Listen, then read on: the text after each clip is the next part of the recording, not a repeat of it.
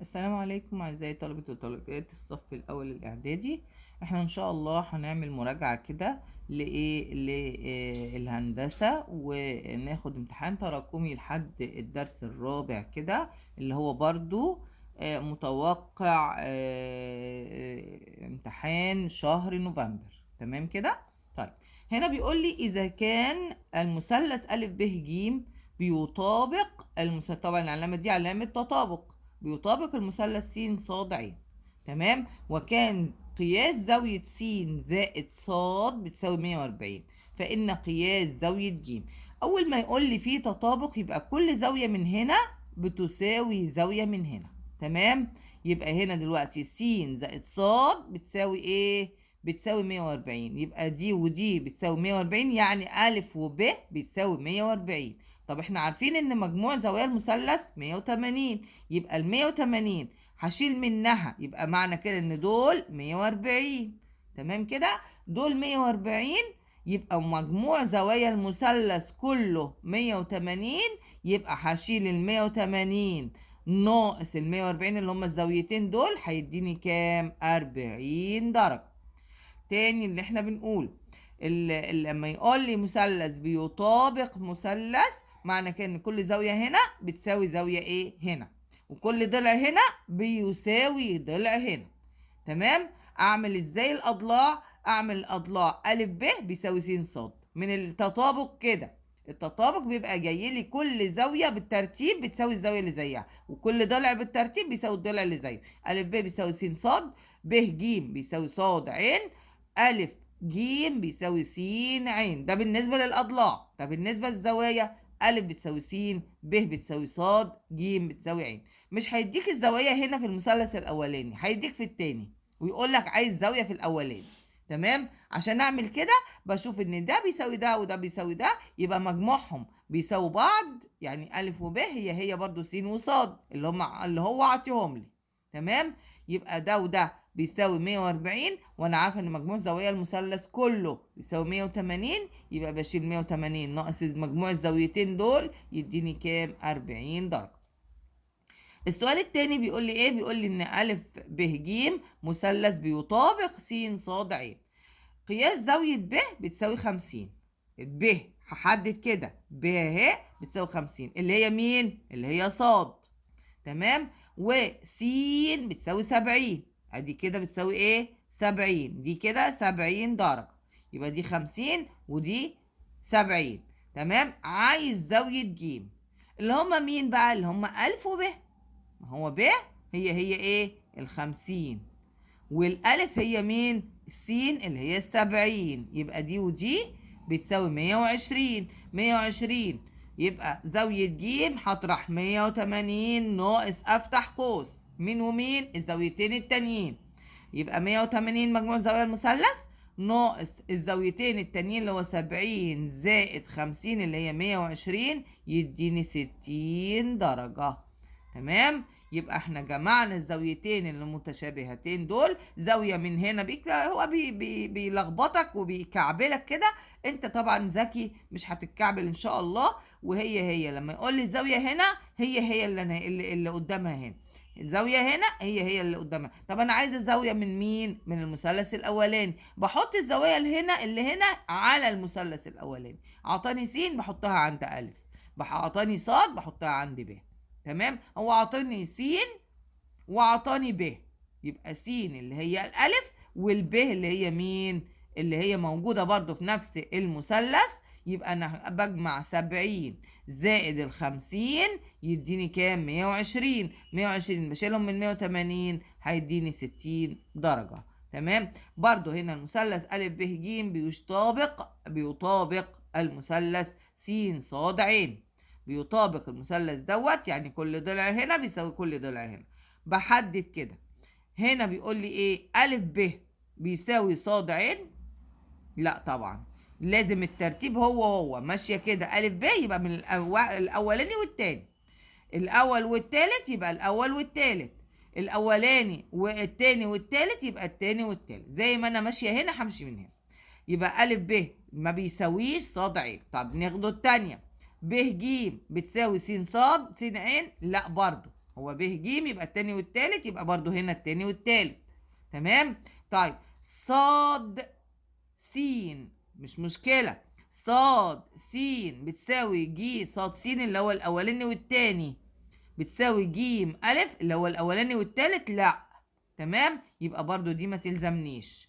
طيب عين صاد اللي هي دي ودي التانية والتالتة بتساوي التانية والتالتة، عين صاد بتساوي ج ب. بص جايب لك بنفس الترتيب، عين صاد من الآخر للأول، ماشي؟ يبقى برضو هنا هيجيب لك من الآخر للأول. طب جابها لك ب ج عادي، لان الضلع تنطقه من هنا، تنطق يعني تنطق من اول الضلع من هنا لهنا او من هنا لهنا، هو نفس الضلع. تمام كده. طيب يبقى هنا مين الاجابه الصحيحه؟ عين صاد بتساوي ج ب. تاني التطابق دوت اما يجي يديني زوايا، كل ترتيب زاويه قدامها ترتيب الزاويه اللي زيها. خدت الاولى يبقى هاخد من هنا الاولى، التانيه التانيه، التالته التالته. خلصنا من الزوايا، ماشي. طب جبنا نيجي للاضلاع. الاضلاع نعملها ازاي؟ من الاولاني مع التاني يبقى هاخد الاولاني مع التاني، التاني مع التالت هاخد التاني مع التالت، الاول مع التالت يبقى هاخد الاول مع التالت، محدش يلخبط، ماشي؟ وزي ما هو عطوهولك كده ده بيطابق، تمشي بنفس الترتيب كأنك مش شايف الرسمة شكلها ايه. تمام. يبقى لازم لما يديني مثلث يطابق مثلث اعرف على طول اجيب الايه شروط التطابق من الايه من الرموز اللي عندي، من غير ما ابص ولا ارسم ولا اعمل اي حاجه.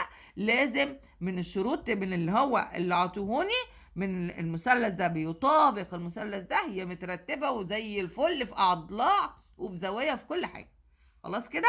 طيب مجموع قياس 4 زوايا متجمعة حول نقطة بتساوي كام؟ مجموع قياس 5 زوايا متجمعة حول نقطة، أنا عندي النقطة أهي، هطلع منها ب100 زاوية كلهم مجموعهم 360 درجة. عملتها زاوية، عملتها زاويتين، عملتها 3، عملتها 10، برضو هي ايه مجموعهم 360 درجة. يبقى لما يقول لي مجموع قياس 4 زوايا متجمعة حول نقطة، هي 5 زوايا متجمعة حول نقطة، يبقى بتساوي 5 زوايا متجمعة حول نفس النقطة أو حول نقطة أخرى. تمام. يتطابق المثلثان إذا تطابق إيه في أحد المثلثين مع نظيره في المثلث الآخر. كل زاوية ولا كل ضلع ولا أحد الأضلاع ولا إحدى الزوايا؟ يتطابقوا لما يتطابق مين؟ كل ضلع. يتطابق كل ضلع في أحد المثلثين مع نظيره في المثلث الآخر. طب كل زاوية؟ لا، ممكن تكون الزوايا متساوية بس الأضلاع مش متساوية. الزوايا متساوية بس الأضلاع مش متساوية. تمام كده. يبقى بيتطابقوا لما يتطابق كل ضلع مع نظيره. يبقى هنا لما اخد الزاوية يبقى لازم كل زاوية وكل ضلع، انما خدت كل ضلع يبقى كل ضلع بس. ماشي. يبقى لما يبقى هنا مثلث كده ادي كده بيطابق المثلث ده. ليه؟ لان الضلع دوت هو ده، وده هو ده، وهو ده هو ده. تمام. طب لو في زوايا ممكن يبقى مثلث كبير كده، تمام، ومثلث صغير، والزاويه دي بتساوي دي، والزاويه دي بتساوي دي، والزاويه دي بس مش هيتطابقوا. يبقى الزاويه هنا المثلثين هنا مش هيتطابقوا. يبقى يتطابق المثلثين اذا تطابق مين؟ كل ضلع في احد المثلثين مع نظيره في المثلث الاخر. تمام. اذا كان المثلث ده بيطابق المثلث ده، فان محيط المثلث ومحيط المثلث ب ج بيساوي 18 سنتي. تعطيني محيط المثلث الكبير ده، ماشي. وطبعا محيط دوت لازم هيكون محيط ده، ماشي كده. هو عطيني محيط المثلث الاولاني كله، يبقى محيط التاني برضو هيساوي كام؟ 18 سنتي. عطيني ضلع منه 6 سنتي، يبقى عشان اجيب مجموع الضلعين التانيين يبقى هعمل هاخد 18 هطرح منها الستة يديني كام؟ مجموع الضلعين التانيين 12 سنتي. تمام كده. يبقى اول ما يقول لي فيه تطابق يبقى مجموع الاضلاع هنا هي مجموع الاضلاع هنا. تمام. خدت الاضلاع الاولانيه عطاني ضلع من اي مثلث بقى فيهم، يبقى مجموع الضلعين التانيين هاخد المحيط واطرح منه احد الاضلاع يديني مين؟ الضلع الايه؟ مجموع الضلعين التانيين. تمام. احنا عارفين ان المحيط مجموع اطوال اضلاع المثلث. تمام كده. خدت ضلع، يبقى انا ايه؟ الضلعين التانيين بقيه المحيط. طيب إذا كان س أو زاوية س تكمل، يعني إيه تكمل؟ يعني مجموعهم 180 درجة. تمام. مجموعهم 180 درجة، يبقى س عندي ب60. يبقى صاد المنعكسة بكام؟ صاد المنعكسة. منعكسة يعني إيه؟ يعني الناحية التانية. ماشي كده؟ صاد المنعكسة احنا عندنا س بتكمل صاد، س بتكمل صاد. طب انا عايزة صاد نفسها التانية دي بكام؟ 180. صاد بتساوي طالما بتكملها يبقى صاد. انا عايزة صاد بس، انا عايزة ايه هنا؟ خد بالك معايا، هنا بيقول لي س بتكمل صاد. طب انا عايزة اعرف صاد عشان اجيب صاد المنعكسة. صاد المنعكسة دي حاجة تانية هفهمها لك دلوقتي. صاد نفسها اللي بتكمل حول 180 ناقص مين؟ ال60 يديني 120. يبقى أنا عندي صاد نفسها ب 120. طب المنعكسة اللي بتكملها ل 360 درجة، يبقى صاد المنعكسة هاخد 360 ناقص 120 هتديني كام؟ هتديني ادي 4 ادي 2 هتديني 240 درجة. تاني اللي احنا بنقوله ايه؟ اللي بنقوله ان احنا عايزين صاد منعكسة، يبقى لازم اعرف صاد الاصلية. صاد الاصلية دي بتكمل س، بتكملها يعني ايه؟ يعني بتكملها لايه؟ ل 180 درجة. تمام. يعني مجموع دي ودي بيساوي 180 درجة. يبقى عشان اجيب صاد الاصلية باخد 180 بطرح منها السين يديني 120 درجة. طب انا جبت صاد المنعكسة بقى، اي حاجة اي زاوية منعكسة اطرحها من 360 هتديك المنعكسة بتاعتها. ما منعكسة اللي هي بتكملها لايه؟ ل 360 درجة. لو عندي مثلا دي كده دي مثلا صاد المنعكسة اللي هي مين؟ اللي جاي اللي كده اللي بتعكس لحد ايه؟ 180 درجة. تمام كده؟ تمام ان شاء الله. بيقول لي هنا مسألة أو نوع تاني من المسائل برضو اختيار. إذا كان قياس زاوية ج ب أهي 120 درجة، وجيم د ينصف زاوية أ ج جيم د دوت بينصف الزاوية دي، يعني الزاوية دي بينصف زاوية أ ج الزاوية دي قد دي. تمام. طيب فإن قياس زاوية د ج أ د جيم ألف الحتة دي بتساوي ايه؟ طب عشان اعرف الجزء واحد من الجزئين دول لازم اعرف دي كلها قد ايه. طب عشان اعرف دي كلها قد ايه، مش احنا عندي ان ألف ب دهوت على استقامة واحدة، يبقى دي بتكمل دي، يبقى دي مجموعها كام؟ الاتنين مجموعهم 180 درجة، يبقى دول كده بس 60 درجة. ليه؟ طرحت ال 120 من ال 180 اعطتني 60 درجة. طيب هنا بيقول لي ان ج د بينصف الزاويه دي كلها، يبقى نصها هتبقى كام؟ 30 درجه. تاني عملنا ايه؟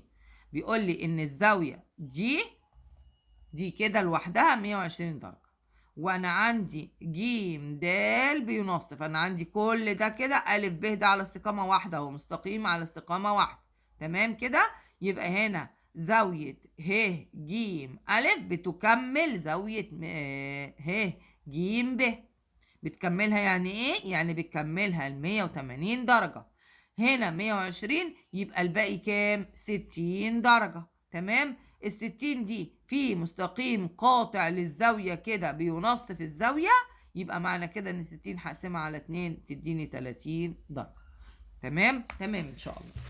السؤال اللي بعده بيقول لي ايه؟ بيقول لي ان س صاد بتساوي صاد ع، وس لام بتساوي ه لام. عين لام. تمام. وعين بتساوي 110، دي الزاوية دي بتساوي 110، وزاوية س لام صاد، س لام صاد بتساوي 45 درجة. اذكر شروط تطابق الايه؟ المثلثين. عشان يبقى عندي تطابق لازم الأضلاع المتناظرة تكون ايه؟ متساوية، والزوايا المتناظرة متساوية برضو. تمام. إذا كانت الزوايا كلها متساوية والأضلاع متساوية والزوايا متساوية، هم 4 شروط أو 3 شروط تطابق المثلثين.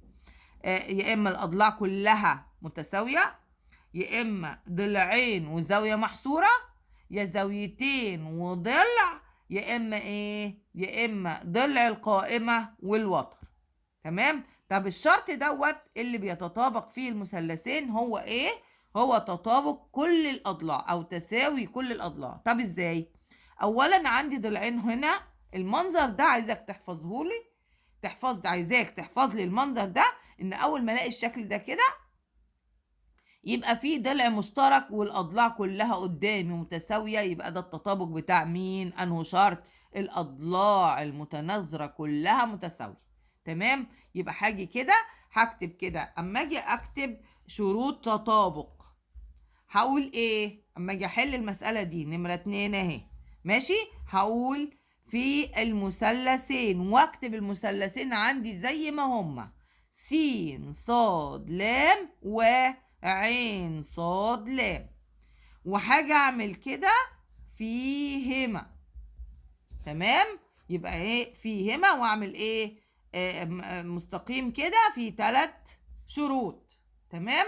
الشرط الاول ان المعطى الاولاني بيقول لي س ص بتساوي عين صاد.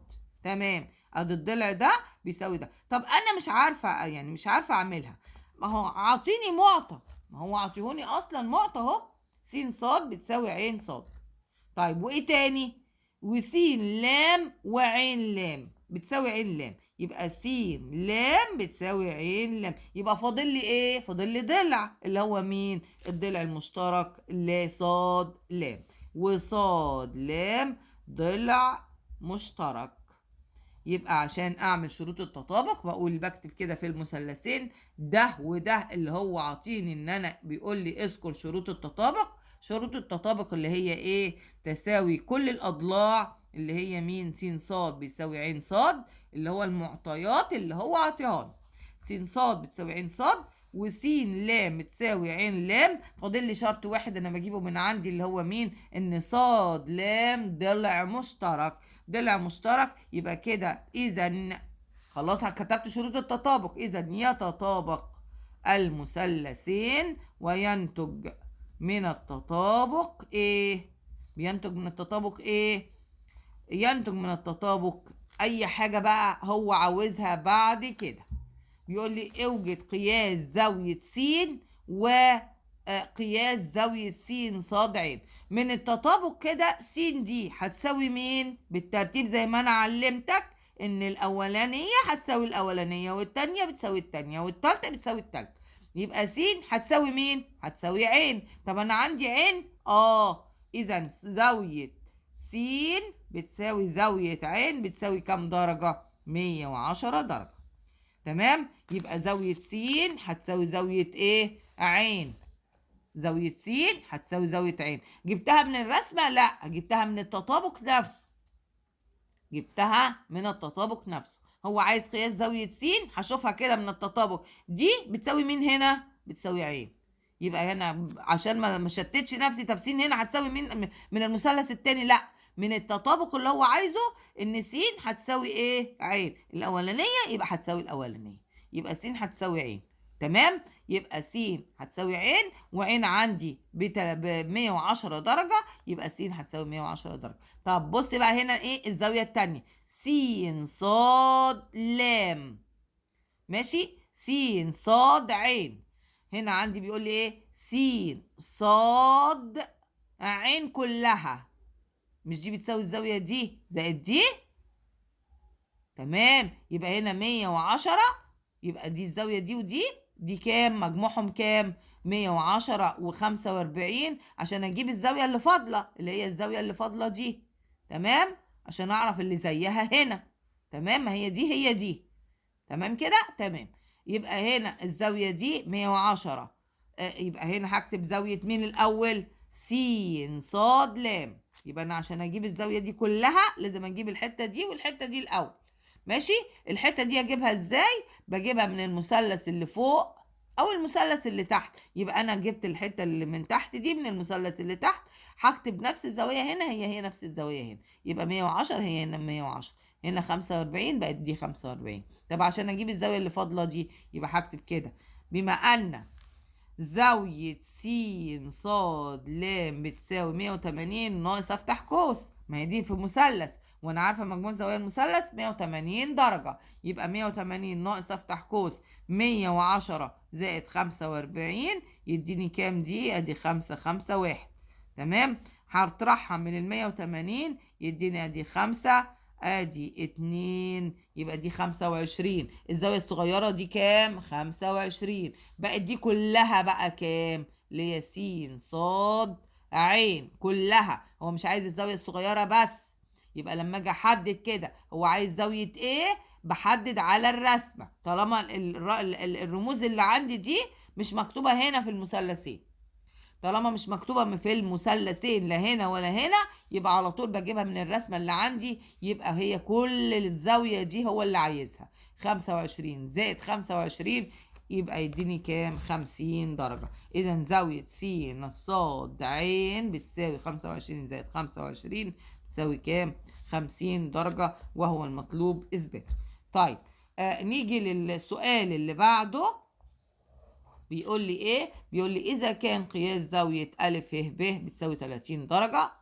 تمام، الزاوية دي بتساوي 30 درجة. وايه؟ وقياس زاوية ب ه ج بتساوي 110. الزاوية دي بتساوي 110. دي كل دول زاوية متجمعة حول ايه؟ حول نقطة. طيب عايز قياس زاوية ج ه د. ج ه د طبعا دي سهلة جدا. ازاي بقول كده؟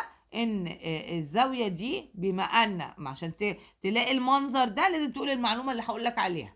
بما ان مجموع زوايا المثلث او الزوايا المتجمعه، الزوايا المتجمعه حول نقطه بتساوي 360 درجه، اذا يبقى عشان اجيب الزاويه اللي فاضله في الزوايا المتجمعه حول نقطه لازم اقول مجموع الزوايا المتجمعه حول نقطه بتساوي ايه؟ 360 درجه. اذا الزاويه اللي هي عايزها اللي هو مين بقى؟ ج ه د بتساوي، يبقى زاويه ج ه د بتساوي زاويه ج ه د بتساوي ايه؟ 360 ناقص افتح قوس. لم بقى كل الزوايا اللي عندك دي في القوس ده هوت 110 زائد 30 زائد 90. ما هو دي عطيلك قائمة يعني 90 درجة. تمام، بكام دول؟ ادي كده 4 و9 ادي 3. تمام كده، 13 ادي كده ايه؟ 230 درجة. تمام، 230 من 360 يبقى كده 30 130 درجة. معايا كده؟ يبقى الزاوية اللي فاضلة دي هتبقى كام؟ 130 درجة. تمام، يبقى تاني اللي احنا بنقوله لما يديني زاوية متجمعة بالمنظر ده حول نقطة كده، يبقى لازم اقول المعلومة دي اللي هي ايه؟ مجموع زوايا الزوايا المتجمعة حول نقطة بتساوي 360 درجة. اذا يبقى بما ان مجموع الزوايا المتجمعة حول نقطة بتساوي 360 درجة، اذا ايه؟ الزاوية اللي فاضلة اللي هو عاوزها ج ه د، ج ه د بتساوي ايه؟ بتساوي 360 ناقص افتح قوس ولم كل الزوايا اللي عندك 110 زائد 30 زائد 90 يديني الزاوية اللي فاضلة اللي هي 130 درجة. بكده احنا ان شاء الله نكون خلصنا الامتحان التراكمي على اللي اتشرح كله قبل كده. ماشي كده، وايه، وان شاء الله ده كده متوقع في امتحان شهر نوفمبر تخشوا باذن الله تحلوا باذن الله كده، ويكون كل ده سهل عليكم. وبالنجاح والتوفيق إن شاء الله. والسلام عليكم ورحمة الله.